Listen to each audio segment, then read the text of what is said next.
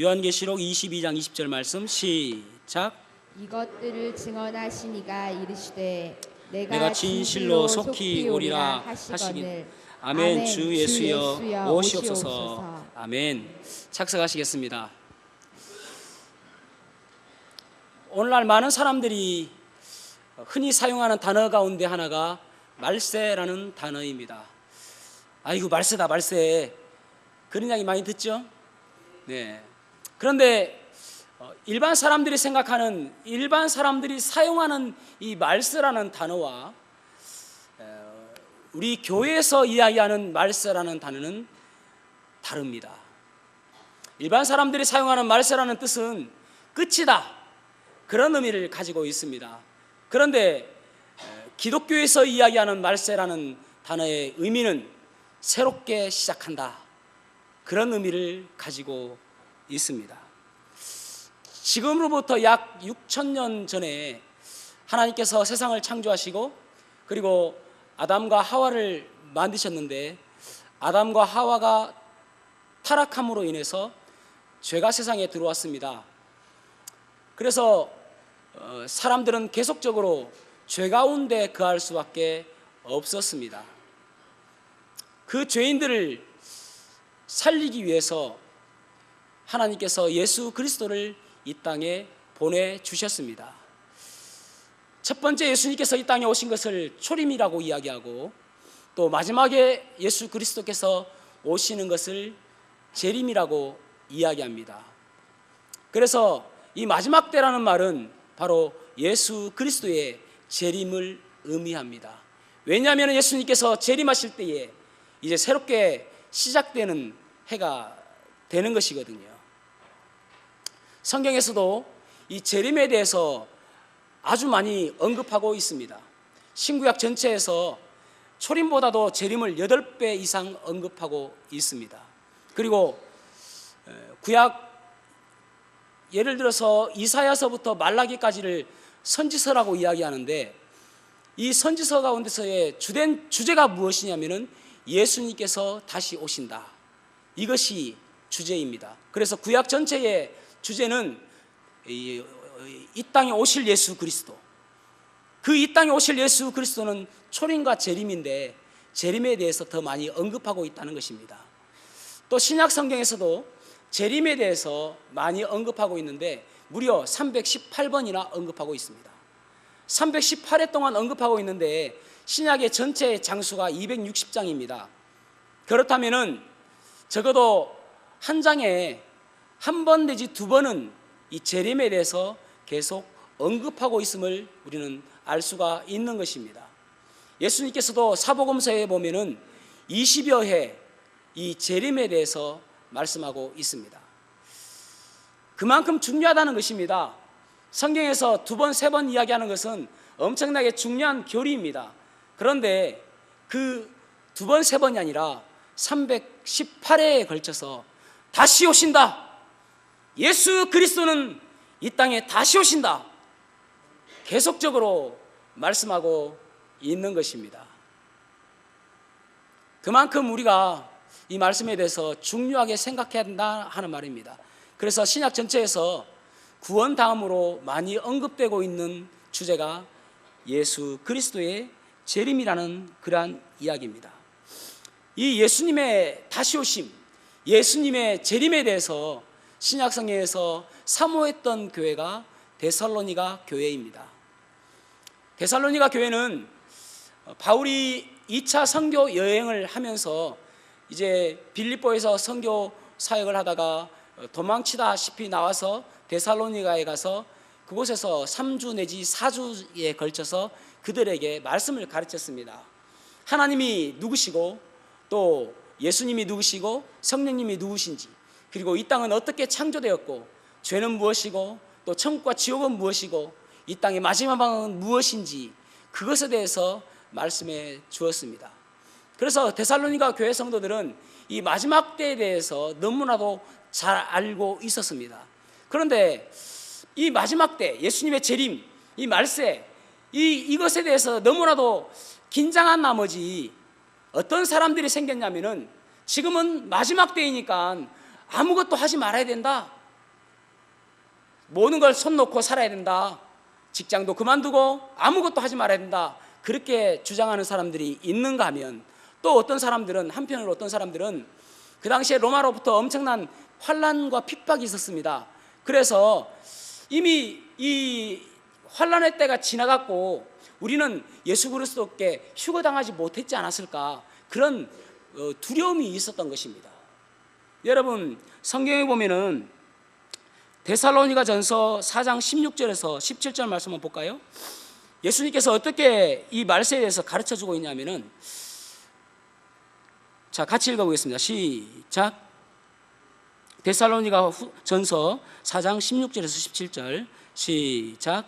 주께서 호령과 천사장의 소리와 하나님의 나팔 소리로 친히 하늘로부터 강림하시니 그리스도 안에서 죽은 자들이 먼저 일어나고 그 후에 우리 살아남은 자들도 그들과 함께 구름 속으로 끌려올 공중에서 주를 영접하게 하시리니 그리하여 우리가 항상 주와 함께 있으리라. 아멘. 이것을 휴거라고 이야기합니다. 예수님께서 초림하실 때에 33년에 걸쳐서 초림의 사역을 이루셨습니다. 그랬을 때의 재림도 어느 순간에 이루어지는 것이 아니라 7년에 걸쳐서 재림이라는 프로그램이 진행되어지는데, 그 재림의 첫 번째 순서가 무엇이냐면은 휴거입니다. 예수님께서 이 공중에 강림하시고, 그리고 그때에 예수 그리스도 안에서 죽었던 이방인들이 부활하여서 공중으로 들림을 받게 되어지고, 그리고 살아서 예수님께서 공중에 강림하실 때에 그들은 살아있는 몸으로 변화되어서 공중으로 호련히 들림을 받게 되어지는 그것을 바로 휴거라고 이야기합니다. 그런데 마태복음 14장에 보면은 예수님께서 돌아가실 때에 제자들에게 내가 이제 곧 죽는다라고 이야기하니까 제자들이 그 말씀을 듣고 두려워했습니다. 그래서 14장 1절에서 3절에 보면은 너희는 마음에 근심하지 말라. 하나님을 믿으니 또 나를 믿으라. 내 아버지 집에 거할 곳이 많도다. 그렇지 않으면 너희에게 일렀으리라. 내가 너희를 위하여 거처를 예비하러 가노니 가서 너희를 위하여 거처를 예비하면 내가 다시 와서 너희를 내게로 영접하여 나 있는 곳에 너희도 있게 하리라. 아멘. 그러니까 예수님께서 이제 부활하셔서 승천하시고 나서 하늘에 가서 우리들의 거할 곳을 예비하시고 준비하시고 나서 다 준비되어지면은 우리를 데리러 오시겠다, 그렇게 말씀하고 있는 거예요. 그러면서 데리러 오실 때가 바로 이 데살로니가후서 4장 16절과 17절 말씀인 것입니다. 그리고 나서 이 땅은 7년 대환란이 7년 환란기가 이제 지나게 되어집니다. 이 땅에 믿지 않는 사람들과 그리고 유대인들은 이 7년 환란을 통과하게 되어집니다. 이 7년 환란에 대해서 예수님께서 뭐라고 말씀하시냐면은 마태복음 24장 21절에 보면은 이는 그때에 큰 환란이 있겠음이라. 창세로부터 지금까지 이런 환란이 없었고 후에도 없으리라. 아멘. 예수님께서 그 환란을 어떻게 말씀하시냐면은 창세 때부터 이때까지 이렇게 큰 환란은 없었고 또 이후에도 이렇게 혹독하고 이렇게 고통스러운 환란은 없을 것이다 라고 이야기하는 거예요. 가장 참혹한 때가 바로 7년 환란기다 라고 이야기하는 것입니다. 그래서 아까 말씀드린 것처럼 데살로니가 성도들이 이 로마로부터 환란을 받으면서 고난을 받으면서 그러면은 벌써 휴거가 이미 일어나서 이미 사람들 다 올라가고 우리만 이렇게 남아있지 않는가, 우리가 지금 잘못 믿고 있지는 않는가, 그런 두려움이 있는 거예요. 그러니까 여러분, 데살로니가 성도들의 그 종말에 대한, 재림에 대한, 예수님의 재림에 대한 그 두려움을 여러분 갖고 있는 그것을 한번 생각해 보시기 바랍니다. 그래서 이제 바울 사도가 다시 데살로니가 전서 4장과 5장을 걸쳐서 마지막 날에 휴거가 어떻게 일어나고 마지막 날에 어떻게 일어나는 것인지, 예수님께서 어떻게 재림하신지를 다시 디모데 전서 4장과 5절에 걸쳐서 편지를 써서 보냅니다. 데살로니가 전서와 데살로니가 전서 4장과 5절을 써서 보냅니다. 그런데 해결책이 없는 거예요. 해결이 안 되는 거예요. 그래서 다시 데살로니가 후서 1장, 2장, 3장을 통해서 야야, 내가 다시 한번 이야기 줘볼게. 너 그렇게 모르겠냐? 지금 환란의 때가 아니야. 환난의 때는 그 환난은 창세 이후로 그렇게 지독한 환난이 없었고 이후에도 그렇게 지독한 환난이 없을 거야. 그러면서 이 말세의 징조가 어떤 것인지를 다시 쓴 그 편지가 데살로니가 후서 1장, 2장, 3장입니다. 저와 여러분 한번 여러분에게 물어보겠습니다. 예수님의 오심을 기대하십니까? 그렇다면 그 예수님께서 오실 것을 무엇을 바라보고 기대하냐는 게 무엇을 바라보고 기대하냐는 거예요. 그래서 오늘 말씀을 통해서 왜 지금이 말세인가?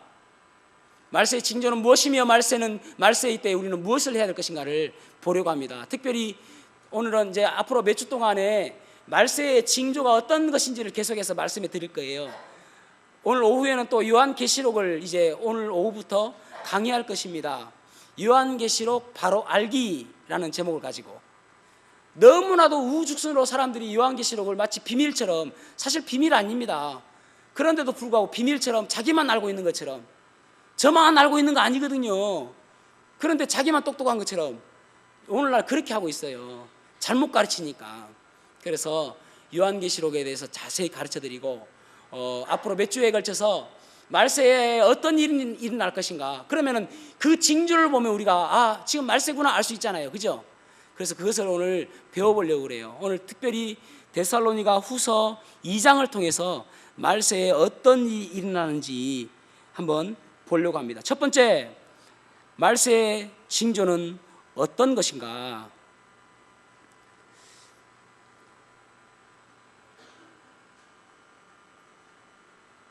자, 오늘 데살로니가 후서 2장 1절에서 3절 말씀을 같이 한번 읽어보겠습니다. 데살로니가 후서 1절에서 2절 말씀, 1절에서 2절 말씀 세 번역입니다. 시작. 형제 자매 여러분, 우리 주 예수 그리스도께서 다시 오시는 일과 우리가 그분 앞에 모이는 일을 두고 여러분에게 간청합니다.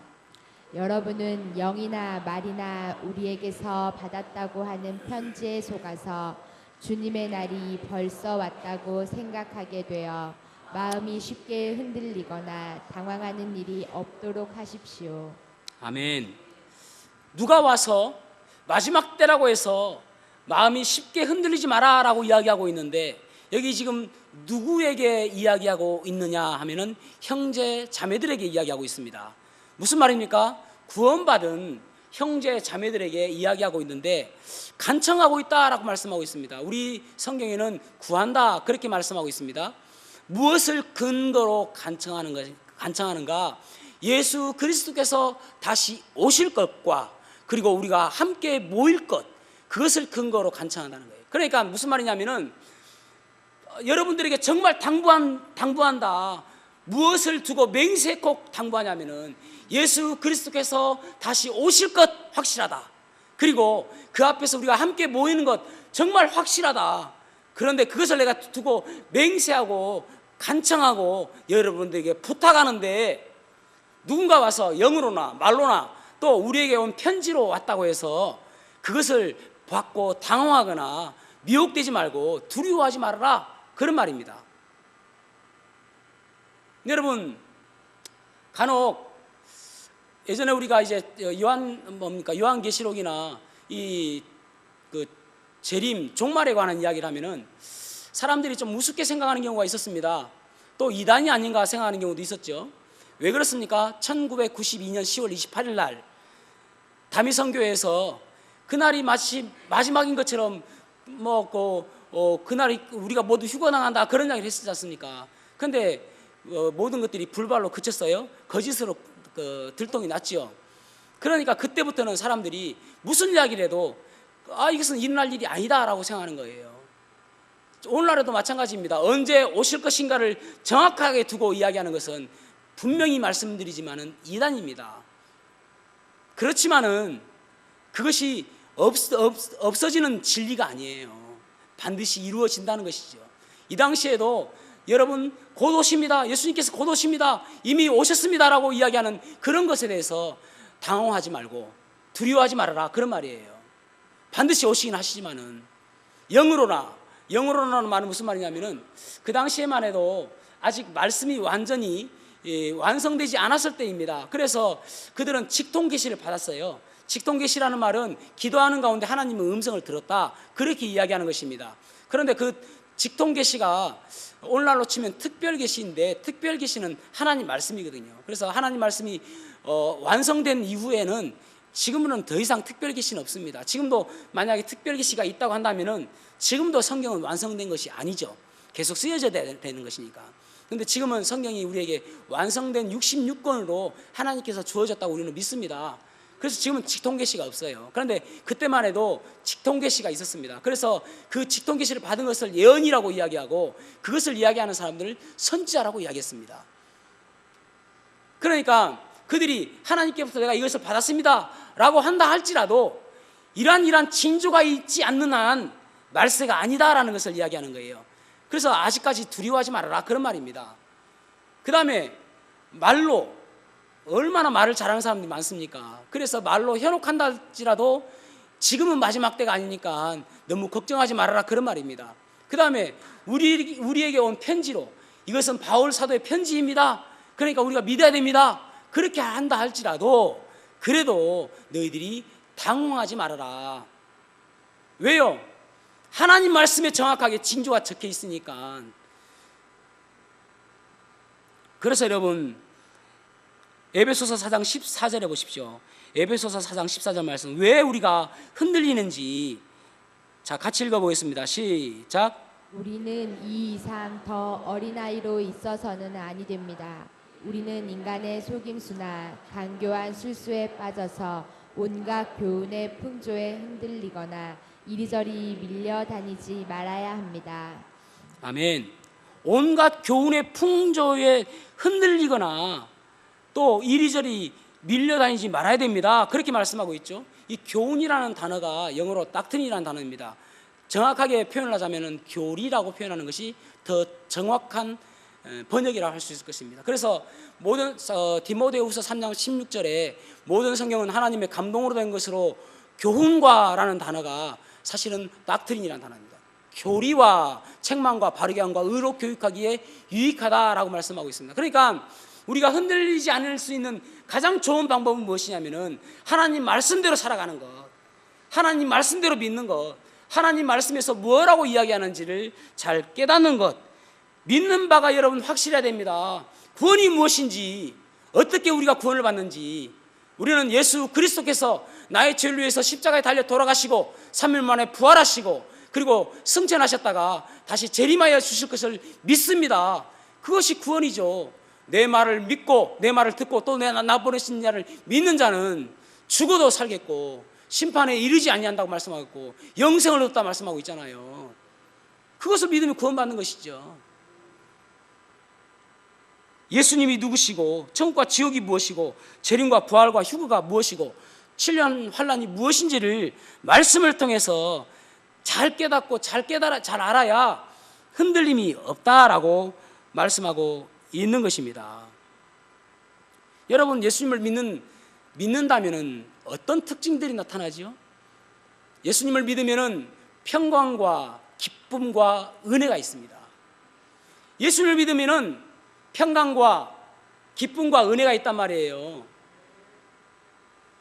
그래서 나 어느 곳에 있든지 늘 마음이 편하다. 악한 죄 파도가 많으나 마음이 늘 평안해. 내가 어떤 일을 만나도 평안함이 있는 거예요. 내가 예수님을 믿었음에도 불구하고 불안하고 두렵고 슬픔 속에 있고 어둠 속에 있다면 예수님은 잘못 만난 거예요. 올바른 예수님 만나면 내 마음에 평안이 있고 두려움이 없고 기쁨이 있습니다. 그러니까 내가 지금 내 마음이 어떤지를 보면은 내가 예수님을 잘 만났는지 알 수가 있는 것이죠. 두렵게 하는 교회가 있다면은 잘못된 교회입니다. 공포를 자아내는 교회가 있다면은 잘못된 교회예요. 오늘 말씀은 그래서 왜 마지막 때인지를 참 그 데살로니가 교회 성도들하고 오늘날 많은 사람들하고 완전 극과 극이에요. 데살로니가 성도들은 곧 오신다, 곧 오신다. 그래서 엄청 긴장해가지고 모든 것 다 포기하는 거예요. 뭐 직장 가는 것도 포기하고, 사업하는 것도 포기하고, 학교 가는 것도 포기하고, 아멘, 그죠?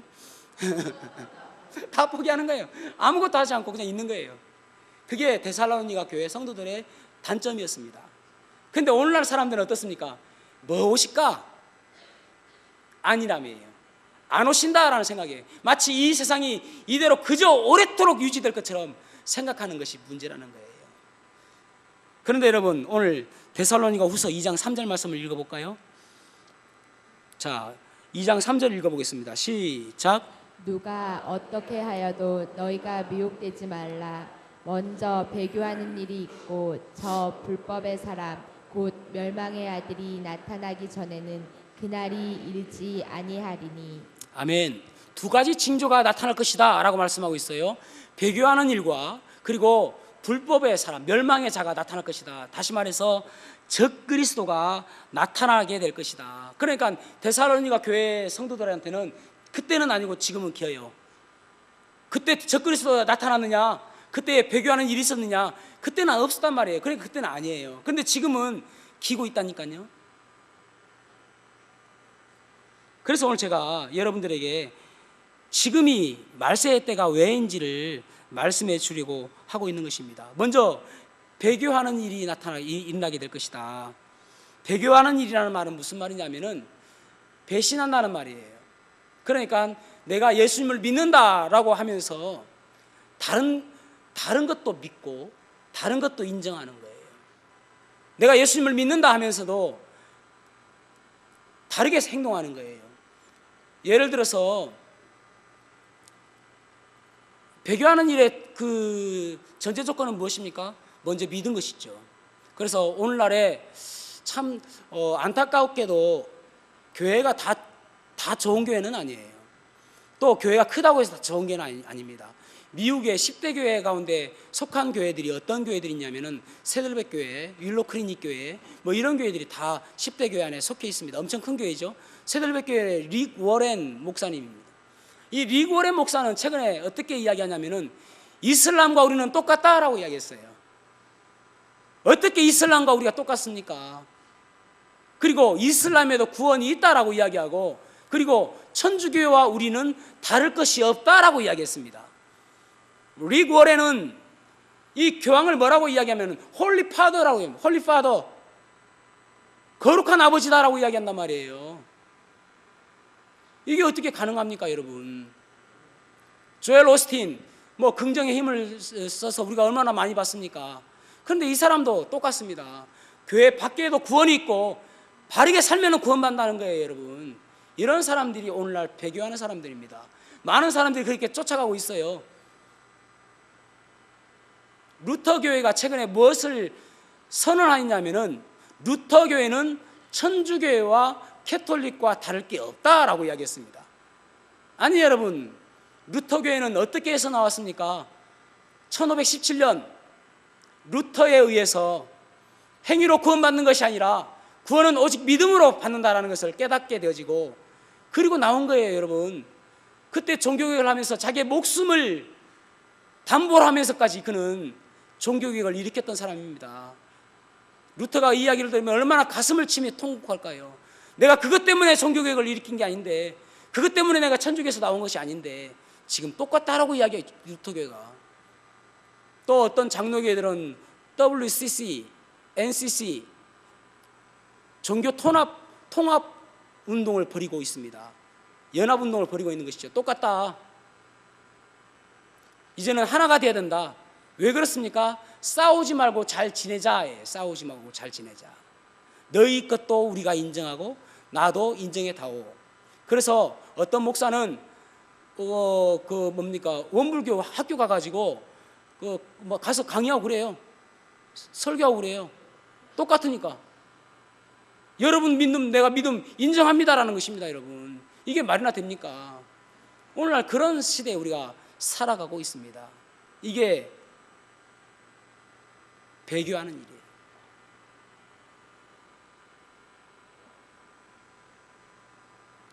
오늘날 여러 교회들이 거기 앞장서고 있고, 또 교황이 하는 일이 무엇인지 아십니까? 교황이 하는 일이 여러 나라를 돌아다니고 있잖아요.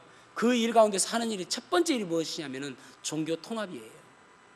종교 통합. 앞으로 요한계시록을 보면은 이제 종교 통합을 통해서 무슨 일이 일어나는지 우리가 배울 수 있게 될 것입니다. 교황이 이야기하기를 뭐라고 이야기하냐면은 나는 근본적인 신자를 가장 미워한다라고 이야기했습니다. 나는 근본적인 신자를 가장 미워한다. 이 말은 무슨 말이냐면은 오직 하나님 말씀이, 이것이 하나님 말씀이라고 믿고 하나님 말씀대로 살아가려고 노력하는 사람, 바이블 빌리버들, 그런 사람들을 가장 경멸하고 미워한다는 거예요. 그게 말이나 됩니까, 여러분? 그러니까 다르죠, 우리하고. 그러니까 저는 다르다고 생각합니다. 이단이라고 생각하는 게 아니라 다른 종교라고 생각합니다. 우리하고 전혀 다른 종교, 타 종교, 불교처럼.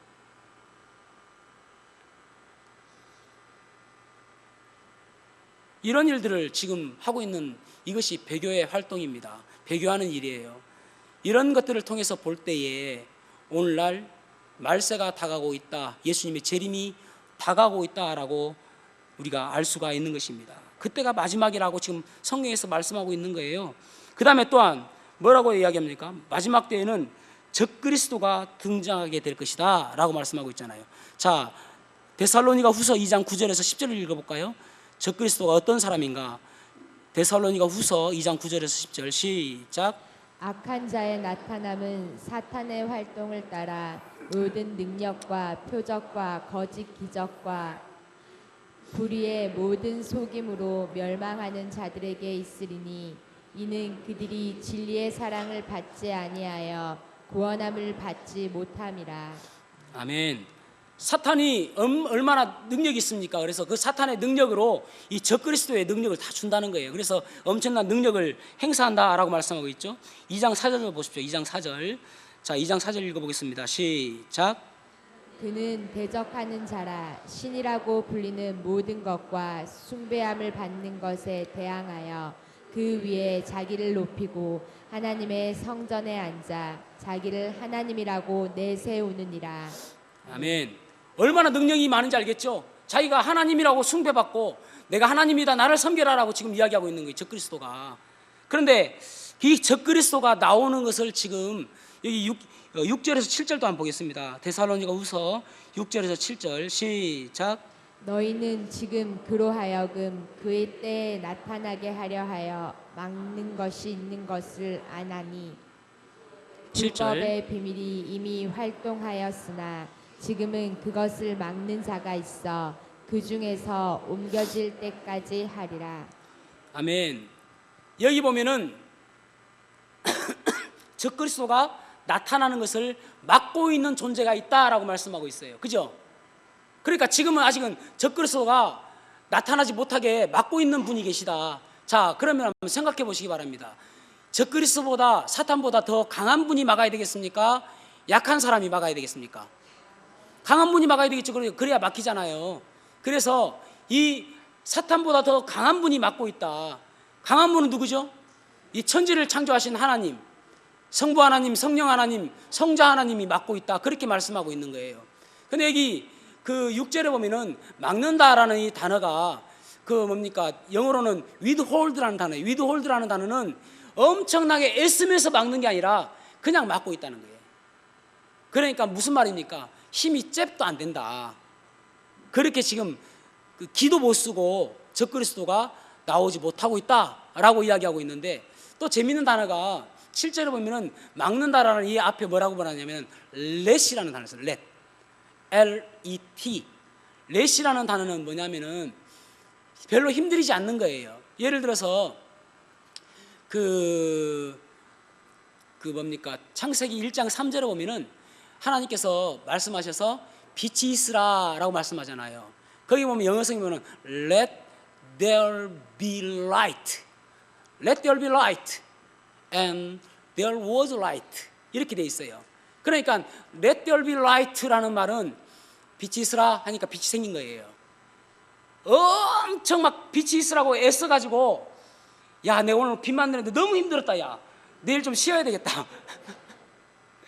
그게 아니에요. 빛이 있으라니까 빛이 생기고, 해가 있으라니까 해가 생기고, 달이 있으라니까 달이 생기고, 별이 있으라니까 별이 생기고, 거기 보면 다 let이라고 썼어요. 쉽게 막고 있다는 거예요. 그런데 언제 이것을 막는 것을 거두느냐 하면은 성령이 옮기실 때까지. 그러니까 그분이 막는 것을 옮기실 때까지. 이 말은 무슨 말이냐면은 성도들은, 그러니까 성령님께서는 구약 시대나 신약 시대나 지금이나 항상 계시는 분이세요. 그죠? 그런데 특별히 교회 시대에 구원받은 성도들의 마음에 이 몸속에 성령님께서 내주하시잖아요. 그래서 지금은 성령님께서 내주하시는 기간입니다. 그러니까 무슨 말이냐면은 성령님께서 주로 활동하시는 기간이에요. 그런데 이 성도들이 아까 뭐라고 그랬죠? 그 데살로니가 전서 4장 16절에서 17절에 보면은 어느 날 휴가 당한다 했잖아요. 우리 성도들이. 그다음 그러니까 요한계시록 4장에서 19장까지 보면은 7년 환란기인데 그때 교회가 없어요.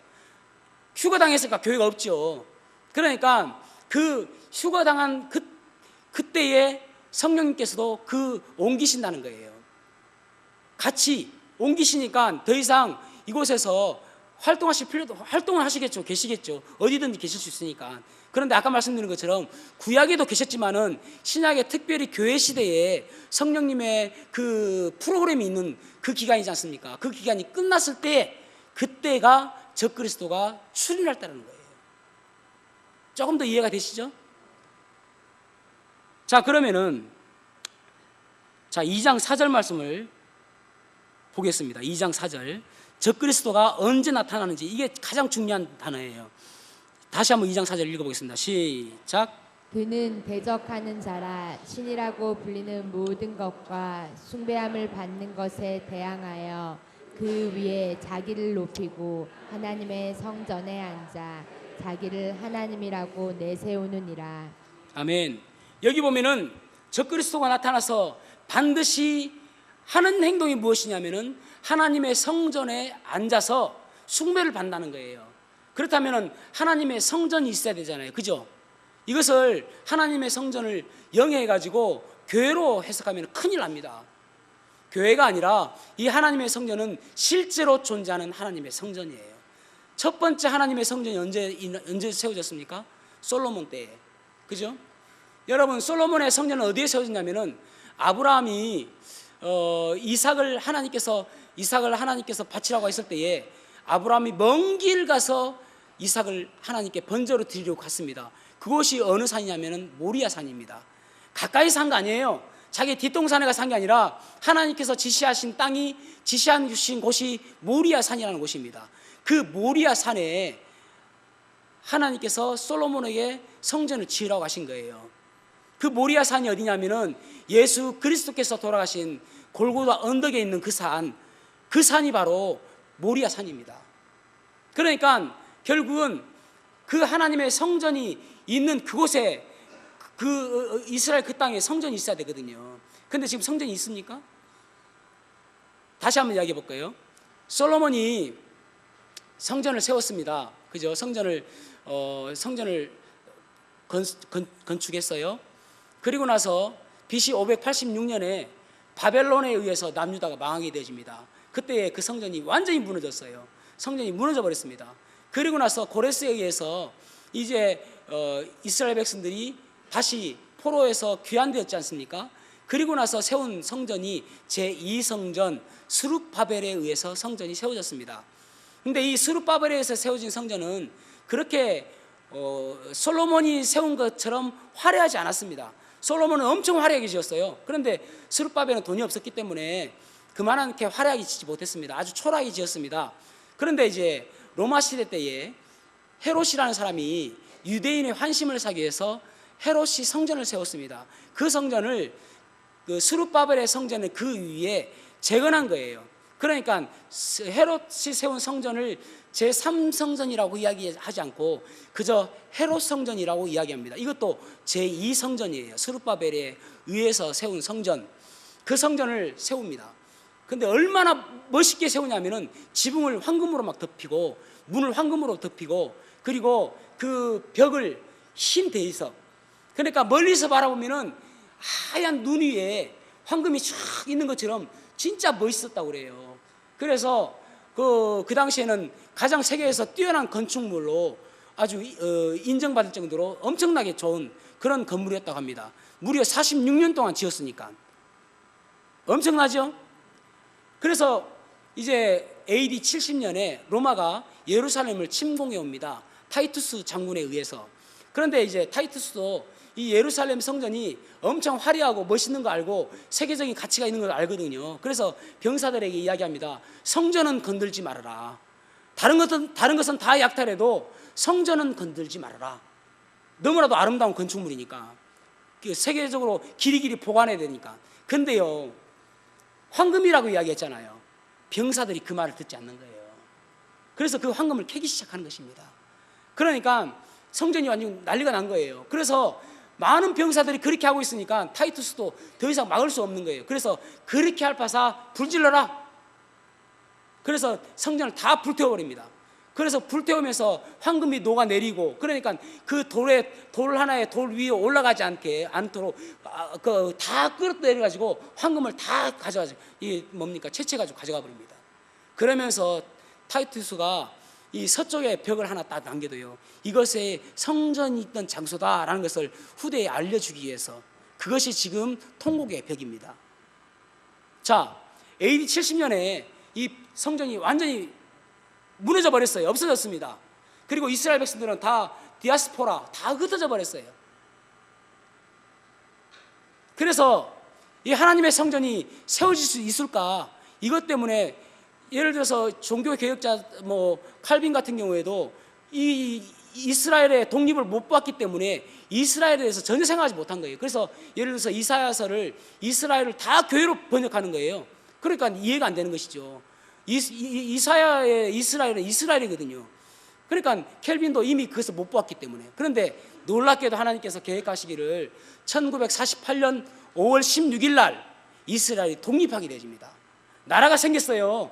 나라가 전혀 생기지 않을 것 같은 나라가 하나님의 주권적인 섭리로 1948년에 나라가 세워졌다니까요.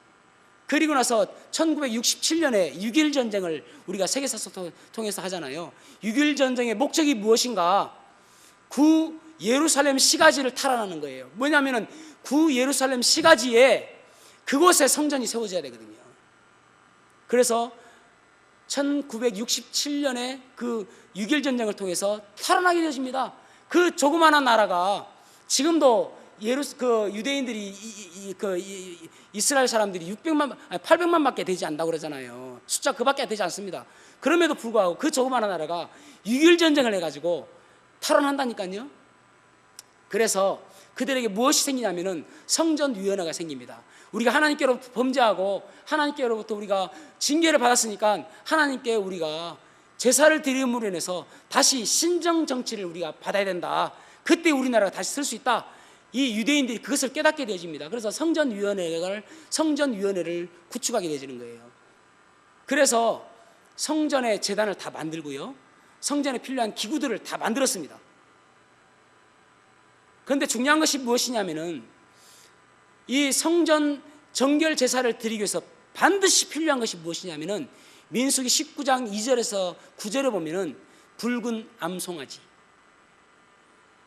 하나님께서 민수기 19장 2절에서 9절에 말씀하시기를 붉은 암송아지를 태워서 그 죄를 물에 타서 그 물을 뿌려야 너희들의 죄가 용서받을 수 있다라고 해주세요. 그런데 여러분, 약 2000년 동안 그들이 흩어져 살면서 더 이상 이 붉은 암송아지가 없는 거예요. 자기들에게. 그게 안타까운 것이죠. 성전 다 기구 만들어 놓고 제단 다 만들어 놨는데 붉은 암송아지가 없는데 어떻게 해요? 그래서 붉은 암송아지를 전국에 걸쳐서 찾기 시작합니다. 1997년에 한 마리 찾았습니다. 붉은 암송아지를. 그래서 랍비들을 대동해 가지고 성경에 아주 박식한 랍비들을 대동해 가지고 이 붉은 암송아지가 진짜인가, 그래서 흠이 없고 완벽한가 했는데 코에 흰 수염이 있는 거예요. 안 된다는 거예요. 흠이 있다. 이것으로는 안 된다. 그래서 여러 번 연구하고 하는데도 붉은 암송아지가 나타나지 않아요.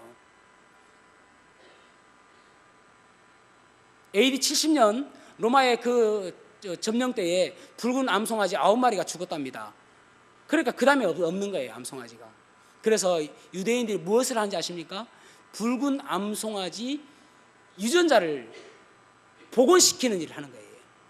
그래서 완벽한 붉은 암송아지를 만들어내는 거, 복원해내는 거. 그런데요, 놀라지 마십시오. 최근에 만들어냈어요, 붉은 암송아지를. 그러니까 이제 무엇이 남았냐면은 성전 기구들을 다 만들었죠. 그 다음에 이제 성전의 제단도 만들었죠.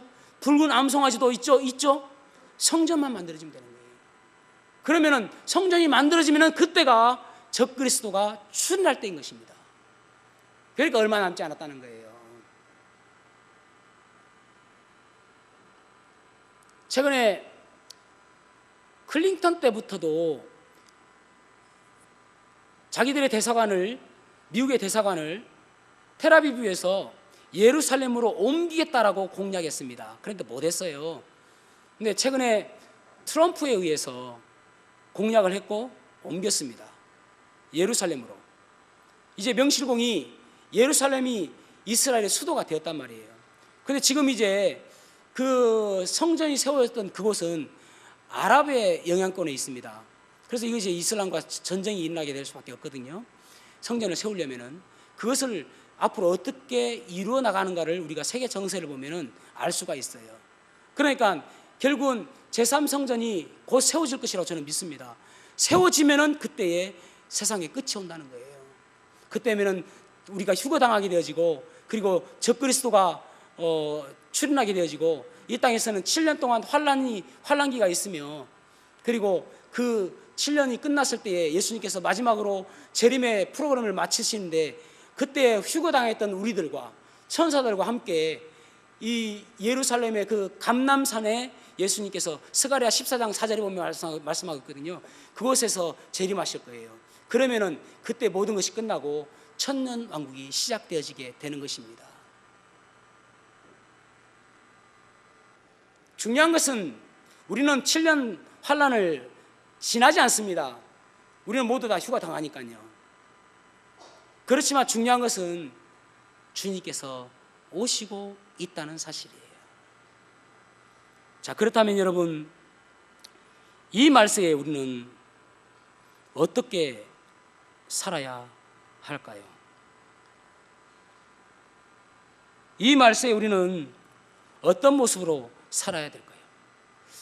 올해 주제가 마라나타입니다. 마라나타라는 말은 Come, O Lord, 주님 오십시오라는 그런 의미입니다. 아람어인데 이것을 헬라어로 음역해서 성경에 쓰여 있는 곳은 고린도전서 16장 22절에 마라나타라고 기록되어 있습니다. 정확하게 발음한다면 마라나타, 번데기 발음이에요. 마라나타라고 번역하는 게 더 정확한 발음이에요. 번데기 아거든요. 알파거든요. 제일 마지막이. 그러니까 어쨌든 이 마라나타라는 말은 그 당시에 성도들이 서로 인사하기를 주님께서 오십니다, 그런 의미입니다. 그래서 우리가 요한계시록 여기 22장 20절에 보면 아멘 주 예수의 오시옵소서, 이 말을 아람어로 마라나타라고 이야기하고 그것을 헬라어로 음역한 것이 마라나타라는 단어입니다. 주님 오십시오. 그 당시 그리스도인들은 주님 오십시오, 이 말이 어떤 사람에게는 두려움의 존재가 되었지만은, 두려움의 단어였지만은, 어떤 사람에게는 이 환난의 때가 끝나고 이 고난의 때가 끝나고 우리가 이제 이 주님으로부터 보상받는 그때다라고 그들은 믿었기 때문에 이것은 너무나도 즐거운 인사말이었습니다. 여러분, 즐거우십니까? 주님께서 오실 날이 즐거우십니까? 아이고, 조금만 좀 더디어 오시지. 아이고, 왜 이렇게 벌써 오실까? 이제 좀 집 사고, 이제 좀 자동차 하나 사고, 이제 조금 내가 월급 좀 올랐는데. 여러분, 집 사는 것도 중요하고요, 자동차 사는 것도 중요하고요, 또 월급도 많이 받는 것 중요합니다. 여러분, 그거 좋아하세요, 여러분. 그러나 여러분, 그보다도 차원이 다른 즐거움이, 차원이 다른 기쁨이 주님께서 오시는 거예요. 그거 하지 말라는 거 아니라니까요. 그래서 우리가 이 마지막 때에 해야 될 일이 무엇이냐면은, 만약 주님께서 내일 오신다면 나는 어떻게 살 것인가예요. 학교 안 가고 때려 치아쁠까요? 그게 아니라니까요. 만약 내일 오신다면 주님께서 나에 대해서 어떻게 평가하실지, 그래서 더 열심히 사는 것입니다. 그래서 마치 내일이 마지막인 것처럼 우리가 예배를 드리는 거예요. 마치 오늘 이 예배가 내 인생의 마지막인 예배인 것처럼 뜨겁게 찬양하고 뜨겁게 기도하고 뜨겁게 예배를 하는 거예요. 그게 마지막 예배, 마지막 살아가는 사람의 모습입니다. 마치 내일이 마지막인 것처럼 성도들을 사랑하고, 내일 마지막인데 여러분 얼마나 뜨겁게 사랑하겠습니까? 마치 내일이 마지막인 것처럼 가족들이 사랑하고, 마치 내일이 마지막인 것처럼 기도하고요. 그것이 주님께서 이 마지막 때에 우리가 해야 될 그러한 행동임을 말씀하고 있는 거예요. 모든 것들을 넉넉고 있으라는 것이 아니라. 그래서 여러분, 우리는 기대가 되어집니다. 여기 데살로니가서 4장 16절에서 17절 아까 말씀을 보았잖아요. 주께서 호령과 천사장의 소리와 하나님의 나팔 소리로 친히 하늘로부터 강림하시리니, 그때는 그리스도 안에서 죽었던 사람들이 먼저 일어나고, 얼마 전에 돌아가셨던 저희 아버지가 먼저 일어나고, 여러분 얼마 전에 돌아가셨던 우리 성도들의 가정에 여러분 그 부모나 그 가족들이 먼저 일어나고, 내가 알고 있는 그 어떤 목사님이 이미 돌아가셨는데 그분이 먼저 일어나고, 그리고 그 후에 우리 살아남은 자도, 그 후에 나 박종기도, 그 후에 저기 김경은도